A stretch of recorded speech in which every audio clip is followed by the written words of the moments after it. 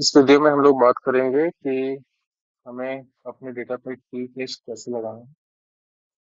अभी मैंने 15 मिनट की रिकॉर्डिंग की थी और पता नहीं कैसे वो रिकॉर्ड नहीं हुआ, तो मैं वापस से की टेस्ट के लिए रिकॉर्डिंग करूंगा। Anyways, that is the also a learning part of this video recording journey. चलिए टॉपिक पर आते हैं। तो इससे पहले हम लोगों ने कोडिंग कर लिया था। तो कोडिंग करने के बाद हमारे पास जो डेटा है वो एज, जेंडर, रीजन और जो भी हमारे लिखत टाइप के क्वेश्चंस है वो हमारे पास अवेलेबल है। तो लेट सपोज कि हमारे पास एक पहला ऑब्जेक्टिव है जो शुरुआत के मेरे ऑब्जेक्टिव के लिए 3 सवालों से मिलकर बना हुआ है। और ये ऑब्जेक्टिव यूपीआई पेमेंट के बिहेवियर को एक्सप्लेन करते हैं।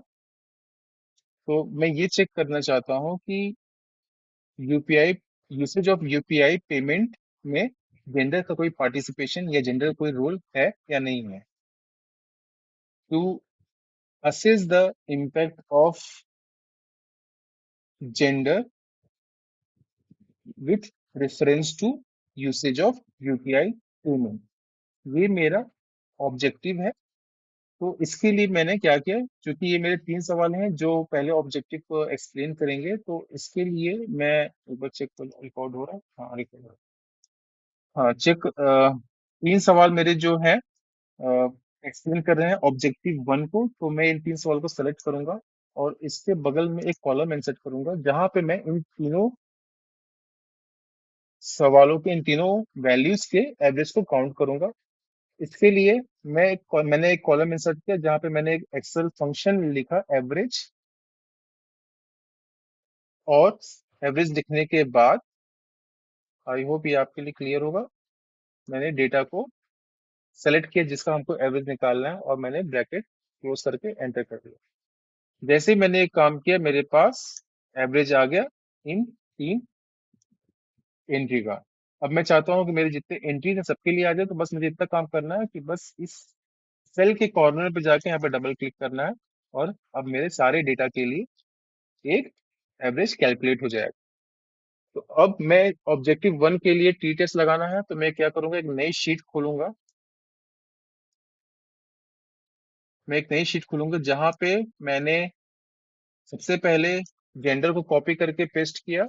यहाँ पे मैंने पहले से किया हुआ है, और साथ ही यहाँ पे मैंने एवरेज को कॉपी करके पेस्ट करूंगा। जब भी पेस्ट करेंगे आप ध्यान रखिएगा, आप डायरेक्टली पेस्ट मत करिएगा।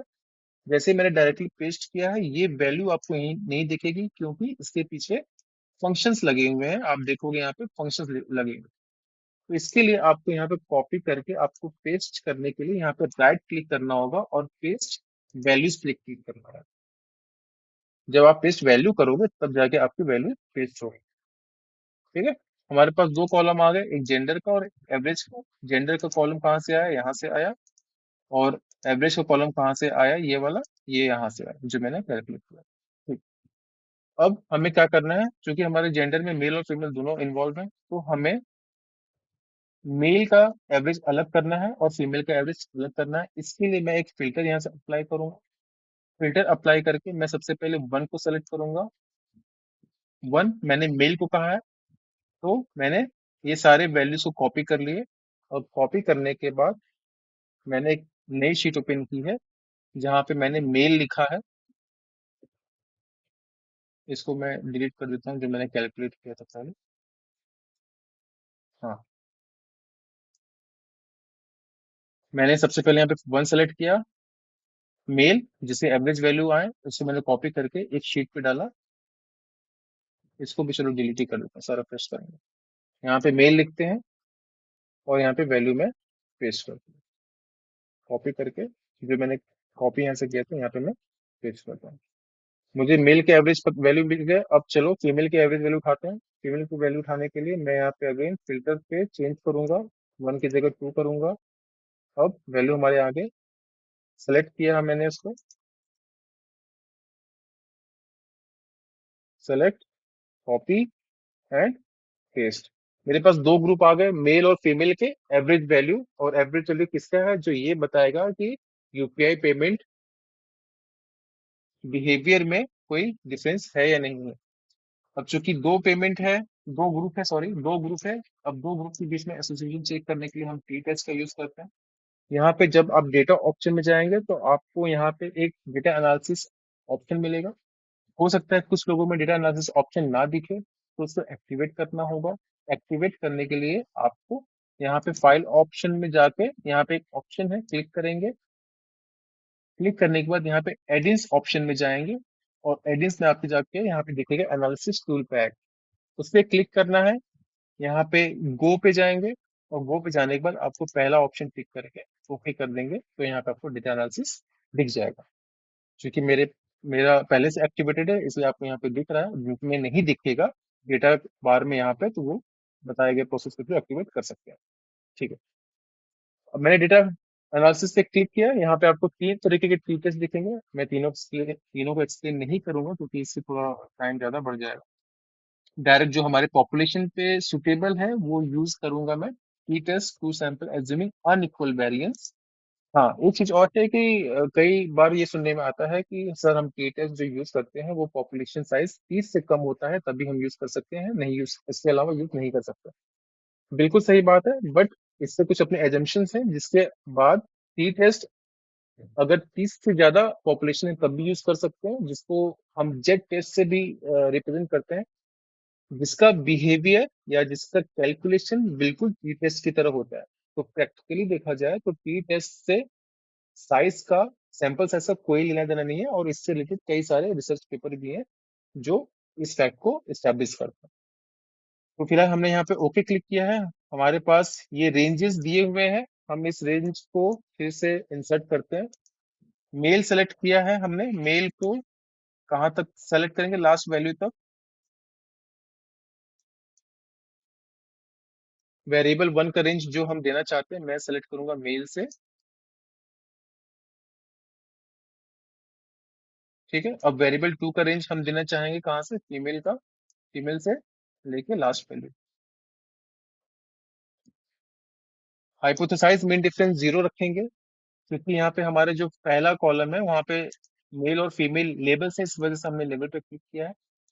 साथ में alpha value 0.05 as it is रहेगा। हाँ, अब आउटपुट रेंज आप सेम सीट पे जाते हैं तो इस पे जब क्लिक करके आप कोई भी सेल सेलेक्ट कर लोगे तो वो आपके उसी पोजीशन पे आपको आउटपुट शो करेगा। जैसे ही हम ओके क्लिक करेंगे हमारे डेटा हमारे पास टी टेस्ट का आ जाएगा, जिसमें आपको दो ग्रुप दिखेंगे, मेल और फीमेल, इनकी मीन वैल्यू दिखेंगे, वेरिएंस दिखेंगे, ऑब्जर्वेशन दिखेंगे, और साथ में टी स्टैट दिखेगा। टी स्टैट को बेसिकली हम टी कैलकुलेटेड भी कहते हैं, और टी क्रिटिकल जिसको हम टी टेबल वैल्यू भी कहते हैं। तो हमने जो नल हाइपोथेसिस बनाया था, नल हाइपोथेसिस हमारा क्या था, there is no significant difference between the usage behaviour of UPI payments between the gender. अब हमें ये चेक करना है कि जो हमने नल हाइपोथेसिस बनाया था वो सही है या गलत। तो इसके लिए हम ये चेक करते हैं कि इफ टी स्टैट जो ये वैल्यू है is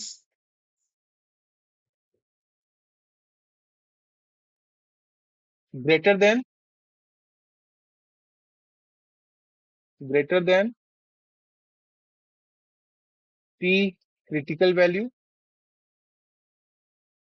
and P value is less than, या सिंबल दे देते हैं लेस देन का, 0.05। In that case we reject the null hypothesis। और अगर इसका अपोजिट केस है, like if P stat value is less than P critical value and P value is greater than 0.05, in that case, we accept the null hypothesis. It means there is no significant difference of usability of UPI payments between the genders. अब हमारे data के लिए कौन सा criteria है, कौन सा condition applicable है, चेक करते हैं। हमारा टी स्टैट की वैल्यू 0.77 और टी क्रिटिकल की वैल्यू 1.65। इट मींस हमारा T stat is less than T critical value, T stat is less than T critical value and p value is greater than 0.05. It means that we accept the null hypothesis. यहाँ से interpretation ये निकालेंगे कि जो UPI payment की usage behaviour है उसका gender पे कोई प्रभाव नहीं पड़ता। ठीक है, यहाँ पे आपको 1 टेल 2 टेल दिखेगा, इससे कोई फर्क नहीं पड़ता है। जो आपका टी चैट है आप किसी एक से भी आप कंपेयर कर सकते हैं, आपको वैल्यू वही मिलेगा, उसमें कोई परिवर्तन नहीं है।